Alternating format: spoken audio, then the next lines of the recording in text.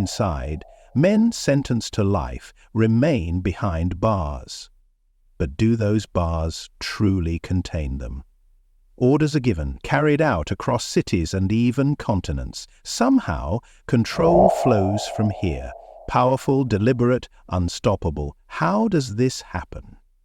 Today, we face the unsettling truth of how some of the most dangerous operations in the world begin and thrive from within these walls.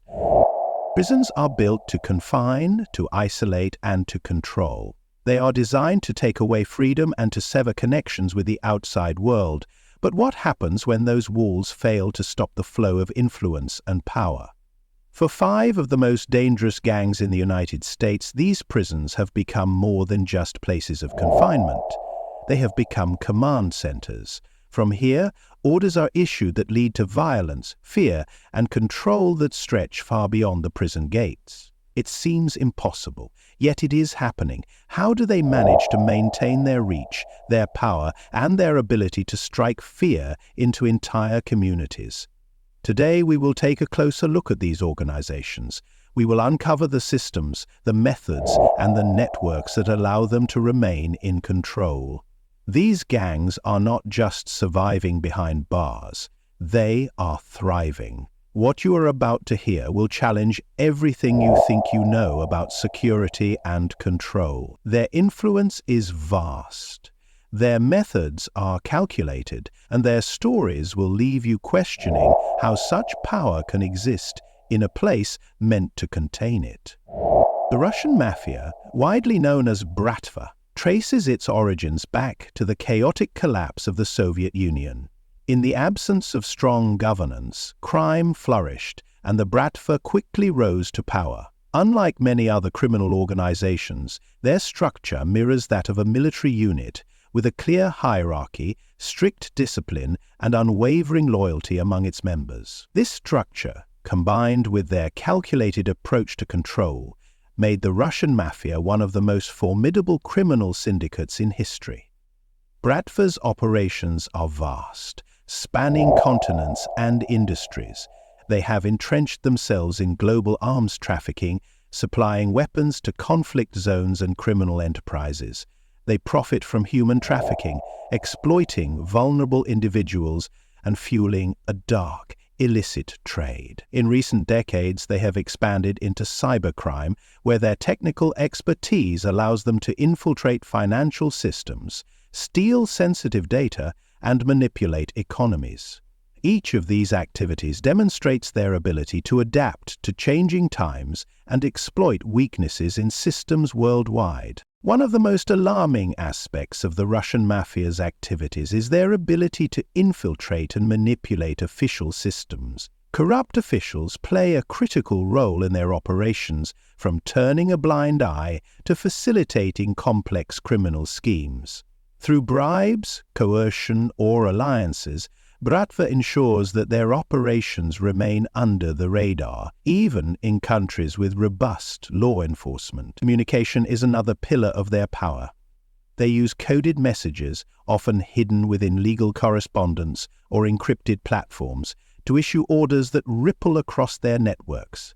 These codes are carefully crafted to ensure clarity for those within the organization, while remaining indecipherable to outsiders. But there is one activity that sets them apart in its scale and audacity: stolen uranium. This element, critical to nuclear weapons and energy, has been linked to their operations in several high-profile cases. How does a criminal syndicate manage to gain access to such dangerous materials? What purpose do they serve, and who are the buyers? These questions remain unanswered, leaving the world to grapple with the possibilities.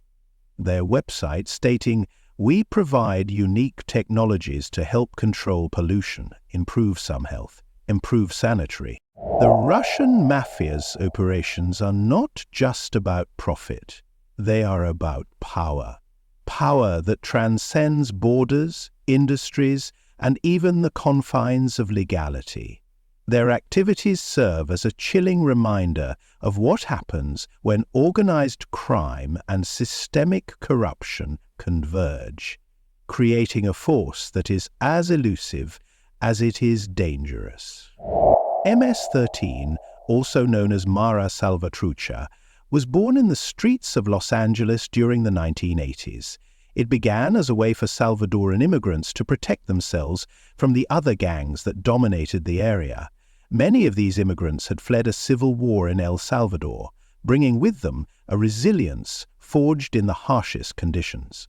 What started as a neighborhood defense group, however, soon transformed into something much larger. As members were deported back to Central America during the 1990s, MS-13 did not dissolve.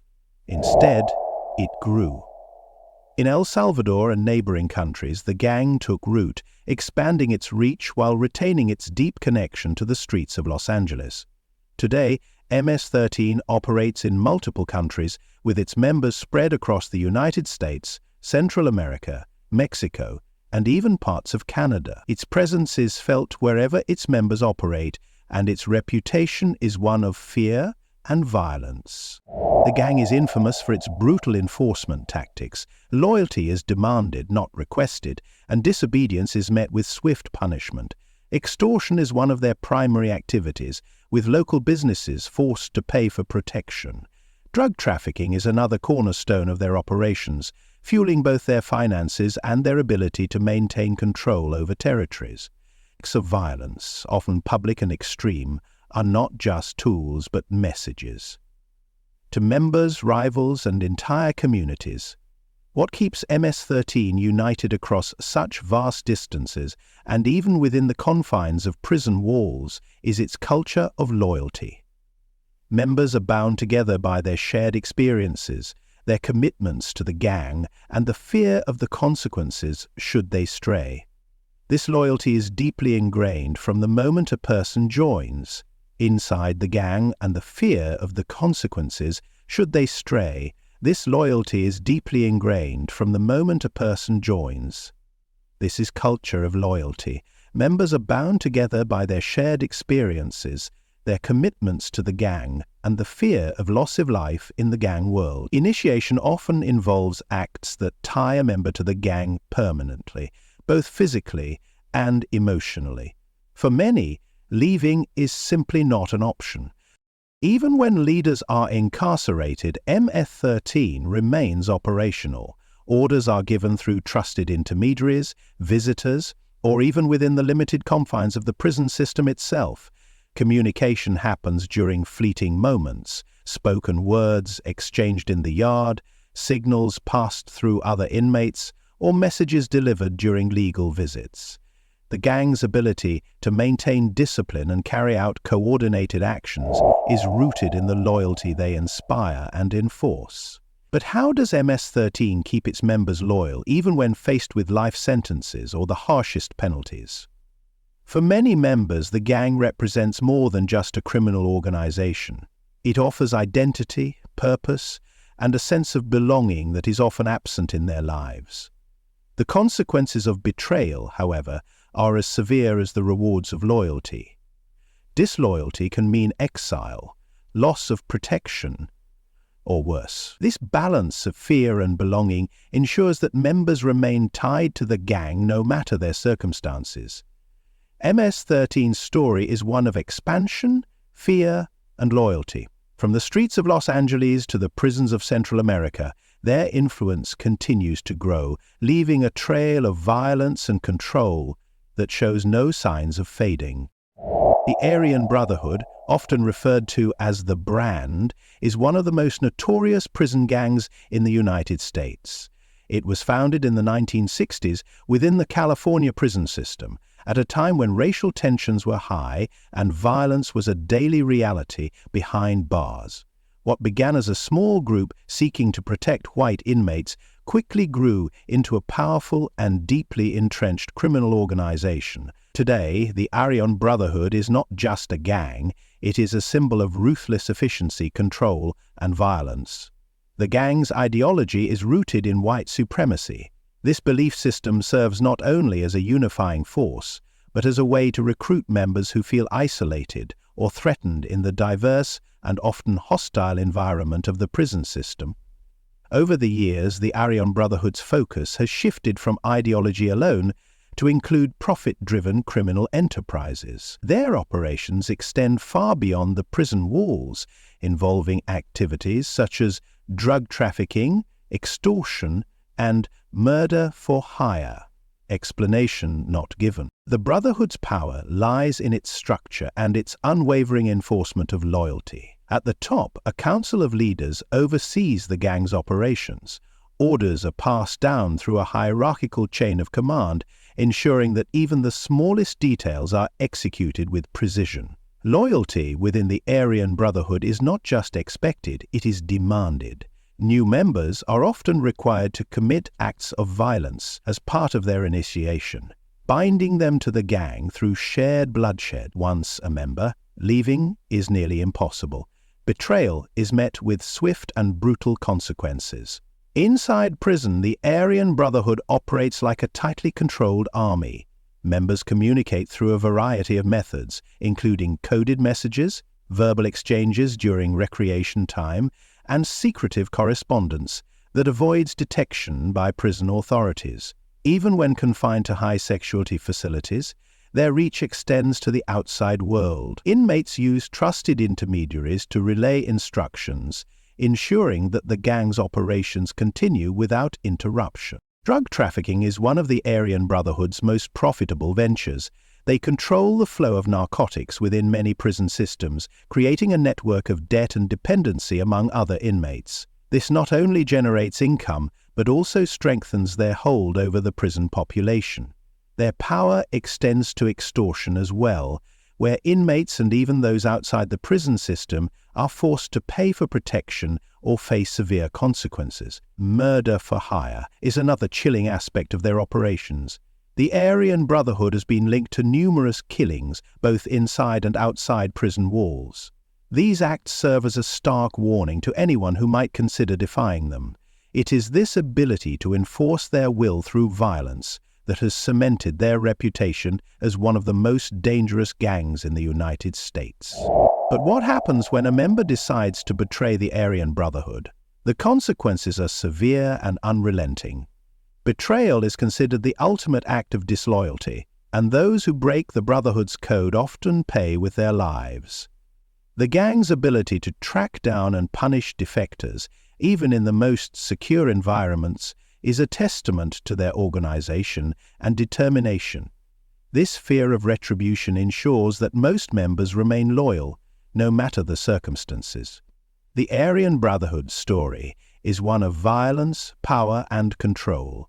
From its roots in the racial divides of the 1960s to its current role as a powerful criminal syndicate, the gang has proven time and again that it is not bound by the walls of any prison. Its influence continues to grow, driven by a combination of loyalty, fear, and an unyielding commitment to its own survival. The Mexican Mafia, often referred to as La M, is one of the most powerful and influential criminal organizations in the United States. Despite its name, this gang has no formal ties to Mexico. Instead, it was born within the California prison system during the 1950s. Initially formed to protect Hispanic inmates from other prison gangs, La M quickly grew into something far larger. Over the decades, it has become a force that extends its control far beyond prison walls, shaping the activities of street gangs and criminal enterprises throughout California and beyond. The Mexican Mafia thrives on power and control. It is a gang that oversees thousands of Hispanic street gangs, dictating their activities and demanding loyalty in return. Gangs such as MS-13 and the 18th Street Gang operate under La M's influence, paying tribute through a portion of their profits from drug sales, extortion, and other criminal operations. This system of tribute ensures a steady flow of money into the Mexican Mafia, which is then used to further solidify its control. Extortion is one of La M's primary tools. Businesses operating in territories controlled by Hispanic street gangs are often forced to pay for protection. Refusal to comply can result in intimidation, property damage, or even violence. Drug trafficking is another cornerstone of their operations. By controlling the distribution of narcotics within their territories, La M not only generates immense profits, but also ensures that no other organization can challenge their dominance. What sets the Mexican Mafia apart from many other gangs is its ability to unify and consolidate power among Hispanic inmates and street gangs. In the highly segregated environment of prisons, La M capitalizes on racial solidarity to create alliances that extend across different groups. This unity is a source of strength, allowing the gang to maintain order and enforce its rules both inside and outside prison walls. Members and affiliates alike understand that loyalty to La M is not optional, it is required. They come to the classes. Leadership within the Mexican Mafia is remarkably organized. Despite the challenges of incarceration, La M's leaders continue to issue orders and oversee operations with precision. Communication is often handled through coded messages, legal correspondence, and trusted intermediaries. In some cases, visitors and even corrupt prison staff are used to relay information, ensuring that their commands reach the streets without delay. One of the most notable aspects of La M's power is its ability to maintain control over tens of thousands of street-level soldiers. How does a single organization achieve this level of influence? The answer lies in the combination of fear and loyalty that defines the gang's culture. Members are rewarded for their obedience with protection and status, while those who disobey face severe consequences. Footnote: the threat of violence is ever present, ensuring that La M's commands are carried out without hesitation. Even under the tightest security measures, the Mexican Mafia's influence is undeniable. Its leaders continue to shape the actions of street gangs, directing everything from extortion rackets to drug distribution networks. This level of control has made La M one of the most formidable criminal organizations in the United States, a group whose reach extends far beyond the walls of any prison. The Sicilian Mafia, also known as Cosa Nostra, is one of the most enduring and infamous criminal organizations in history. Its roots trace back to the mid-19th century on the island of Sicily, where it began as a loosely organized group of families providing protection and arbitration in rural communities.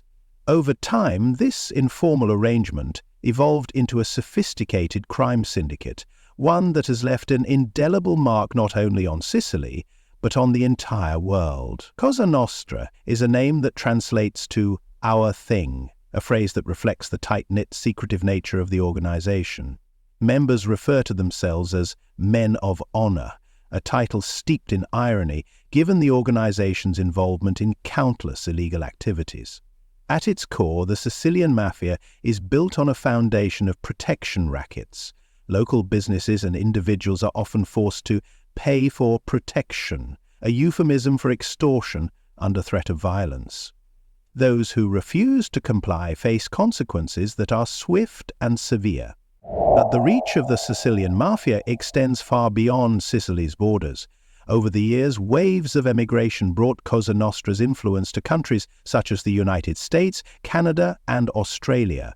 In these new territories, the organization replicated its methods, gaining power and wealth through illegal enterprises.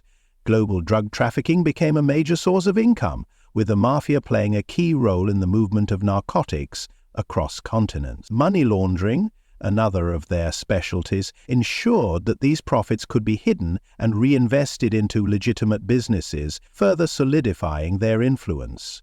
What sets Cosa Nostra apart is its structure, a network of families bound together by a strict code of secrecy. Each family claims sovereignty over a specific territory, which they manage like their own private kingdom. Loyalty within the organization is absolute, and betrayal is met with the harshest punishment. Loyalty within the organization is absolute, and betrayal is met with the harshest punishment. The omerta, a code of silence, is not merely a tradition. It is a rule enforced with unyielding discipline.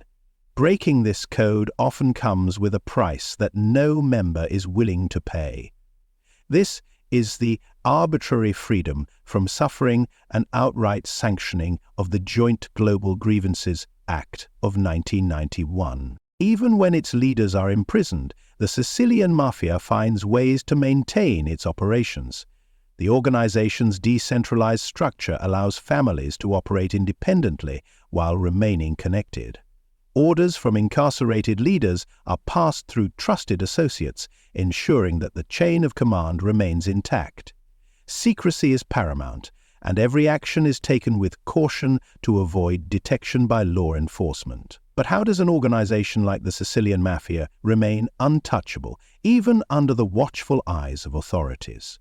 The answer lies in its adaptability and its ability to embed itself within the very systems meant to stop it. Cosa Nostra has long relied on corrupt officials, judges, and law enforcement agents to shield its activities. These connections, forged over decades, allow the mafia to stay one step ahead of those who seek to dismantle it. The Sicilian mafia's legacy is one of power, secrecy, and survival. From its origins in the rural villages of Sicily to its global operations, Cosa Nostra has proven time and again that its influence cannot be easily erased. It is a criminal empire built on loyalty, fear, and the unshakable bonds of family. A force that has thrived for over a century and continues to hold its place in the shadows of the world's criminal underbelly.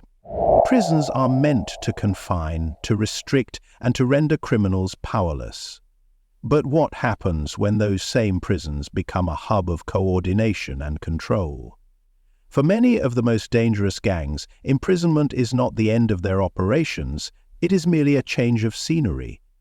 Their ability to maintain power and influence from within the walls of maximum security facilities is a testament to the systems they've built and the weaknesses they exploit. One of the most common methods these gangs use to stay in control is through legal representation. Lawyers, whether knowingly or unknowingly, often serve as conduits for communication. During legal visits, messages can be passed, orders delivered, and plans set in motion. In some cases, written correspondence, carefully coded to appear harmless, makes its way out of the prison system, carrying instructions to associates on the outside. Technology has added another layer of complexity. Contraband cell phones, smuggled into facilities through various means, allow incarcerated leaders to bypass traditional communication barriers. These devices enable direct contact with their networks, often through encrypted apps or untraceable calls. Authorities frequently intercept communications that reveal the intricate planning and coordination happening within prison walls. Despite efforts to crack down on these devices, their presence remains a significant challenge for law enforcement. Violence, however, is perhaps the most visible tool of control. Even behind bars, gangs enforce their authority through acts of intimidation and retaliation. Inmates who defy orders or betray their affiliations often face brutal consequences. These acts of violence send a clear message to others. Loyalty is non-negotiable, and disobedience comes at a cost. The fear of reprisal ensures that many members remain loyal even under the harshest conditions. Stories of intercepted communications reveal just how organized and far-reaching these operations can be. In one case, a series of coded messages led authorities to uncover a planned attack outside the prison walls. In another, a violent reprisal was coordinated entirely from within a cell, demonstrating the extent to which these gangs can still exert control. These examples highlight a reality that is difficult to ignore. Prisons, designed to isolate and contain, often become the perfect environment for some of the most dangerous masterminds to operate. So, the question remains, are prisons truly secure, or have they become a sanctuary for those who know how to manipulate the system? The answer may lie in the actions of those who continue to wield power from the confines of their cells, proving that the walls meant to keep them in are no barrier to their influence. As you've listened to these stories, you may find yourself wondering which of these gangs surprised you the most. Was it the way the Russian mafia operates with such precision and global reach? Or perhaps the sheer brutality of MS-13? and their ability to inspire unwavering loyalty.